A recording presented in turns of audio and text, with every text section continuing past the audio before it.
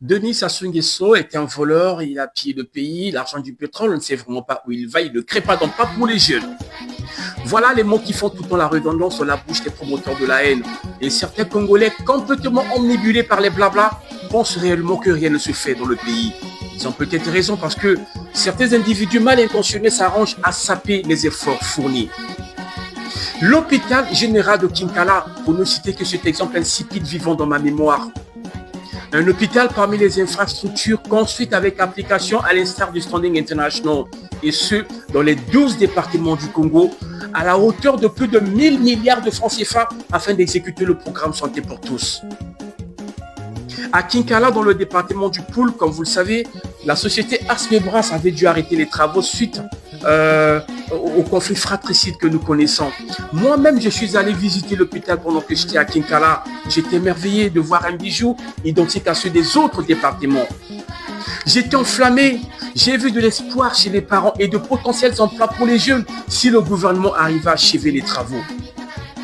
Aujourd'hui, on apprend que l'hôpital de Kinkala ne reste plus que l'ombre de lui-même. Tout a été pillé, non pas par les jeunes de Brazzaville, ni par les jeunes de Kinkala, mais par un monsieur nommé Sami avec la complicité de quelques autorités de Kinkala. Mais où va le Congo? Il y a de cela quelques mois, je me souviens comme si c'était hier, je suis allé voir le préfet du département du Pôle, M. Georges Kinebe. Il m'a reçu à sa résidence. Nous étions assis à la véranda, il était en face de moi quand je lui ai dit « Monsieur Sami, celui à qui on a confié la surveillance de l'hôpital est un kleptomane. » Et que j'avais les preuves qu'il est en train de voler plein de choses à l'hôpital, entre autres les panneaux solaires. Mais le préfet, qu'est-ce qu'il a fait? Il avait appelé pour qu'on ramène les panneaux solaires, je ne sais pas où. Après, j'ai pu la suite de cette histoire. Sans même demander qu'on fasse l'inventaire de biens de tout ce qui était là-bas. Je voyais Sami déambuler dans les rues de Kinkala tranquille. Je suis allé aussi voir Marie-Jeanne Koulombo, la députée de Boko, qui est la présidente fédérale du PCT Poul. Je lui ai fait savoir aussi que Sami, qui prétend dire qu'il est ton frère, est en train de voler les choses là-bas à l'hôpital. Mais Marie-Jeanne, pendant que je lui parlais, elle faisait ça. Ah, après c'est passé comme ça. Entre-temps, je l'ai vu aller manger chez Sami. Tranquille. Et à l'heure où je vous parle, Sami à la gendarmerie, poursuivi en justice pour avoir simulé un incendie dans des conteneurs après les avoir vidés. Et à ce qu'il paraît, le nom du préfet avait été cité et que lui aussi aurait pris les carreaux en marbre venant de cet hôpital. C'est là où parfois je me dis, le président est quelquefois responsable de toutes les casquettes qu'on lui colle, parfois des casquettes qu'il ne mérite pas. Parce qu'il y a deux choses. Soit il est d'une magnanimité inexplicable de façon à tolérer l'intolérable, soit ceux qui gravitent autour de lui ne lui rapportent pas toute la vérité. Mais dans les deux cas, le peuple se fait des films à son image. Imaginons une seconde que si moi j'avais pas vécu cela, parce que j'étais là-bas avec Sami, quand Sami a pointé un meuble devant moi, il dit « Ce meuble, je l'emmène chez moi ». Il l'a mis dans son véhicule direction Kamambangala, dans son village. Certains objets, il l'emmenait là où il a fait son auberge. J'ai tout dit au préfet, je l'ai dit au préfet. Nous sommes performants pour détecter les erreurs chez les autres, critiquer et très mauvais pour reconnaître les bienfaits. Comment voulez-vous que le pays se développe si le jour on bâtit à droite et la nuit vous repassez pour détruire à gauche? Amebuna bakuna kuchinkala wanjiritaka. Tinchete cheko kuchinkala betrabeto tutefina sinema laka. Katuzuru lako tavuka. Joti de bakiro lota tikuta kindlakani. Ni boulette que buringati bala bavuka. Bala bavuka andi. Je le disais là-bas. Demandez à Marie-Jeanne Koulombo si je suis pas allé la voir, la députée de Boko, la présidente fédérale du PCT Poul. Je suis resté 1 heure du temps dans son salon pour lui parler de ce vol qui se faisait là-bas par son frère Sami. Demandez au préfet du département du Poul, M. Georges Kinebe, si je ne suis pas allé le voir pour lui faire part de tout cela. Mon numéro WhatsApp est là. Dites-moi, Ludovic, tu racontes des balivernes et que c'est pas vrai. J'ai pas de raison de mentir. Parce qu'il ne se passe des choses là-bas à Kinkala. On camoufle la véritable vérité et tout cela tombe sous le nom du président de la République. Les vrais responsables qui sont là, qui bouffent l'argent du pays, ils sont là. Tranquille. Je ne suis pas digne de m'adresser directement au président de la République.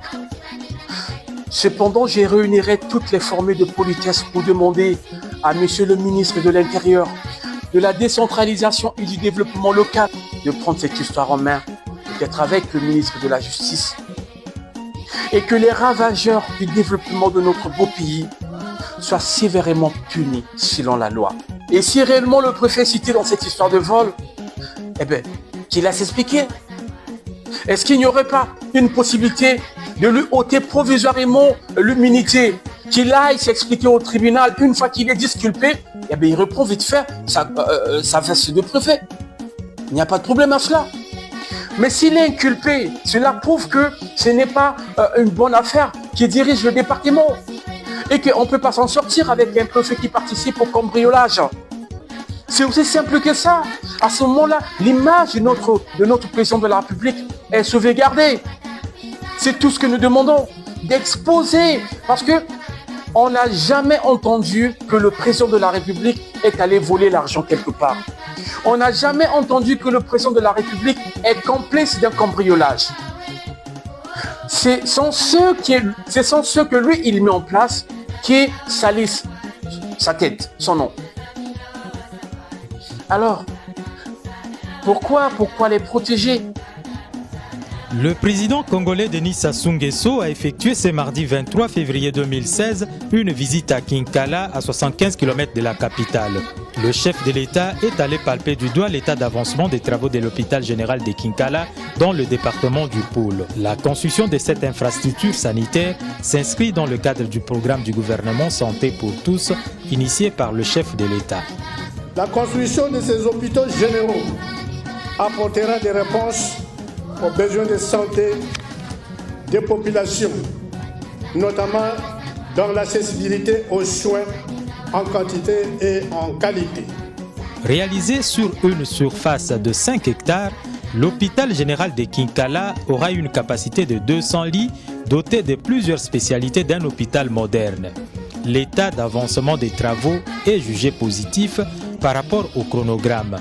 Sa mise en service est programmée au premier trimestre de l'année 2017. En plus des 12 hôpitaux généraux, nous avons un hôpital militaire, nous avons un hôpital spécialisé et un hôpital mère et enfants, ce qui fait 15 hôpitaux généraux qui seront construits au total dans le territoire national. Celui de Kinkala et les 11 autres, le taux d'avancement atteint les 85%. Nous avons encore une année devant nous pour finir proprement les travaux équipés correctement. Donc nous sommes en avance par rapport au programme prévu. L'accès équitable à la santé pour tout le monde, quel que soit l'endroit où l'on se trouve, c'est la grande ligne du programme Santé pour tous du président de la République. Pour la construction de ces hôpitaux généraux dans les 12 départements, le gouvernement a engagé plus de 1000 milliards de francs CFA. Cependant, le plus grand défi à venir est celui de l'entretien une fois les travaux achevés.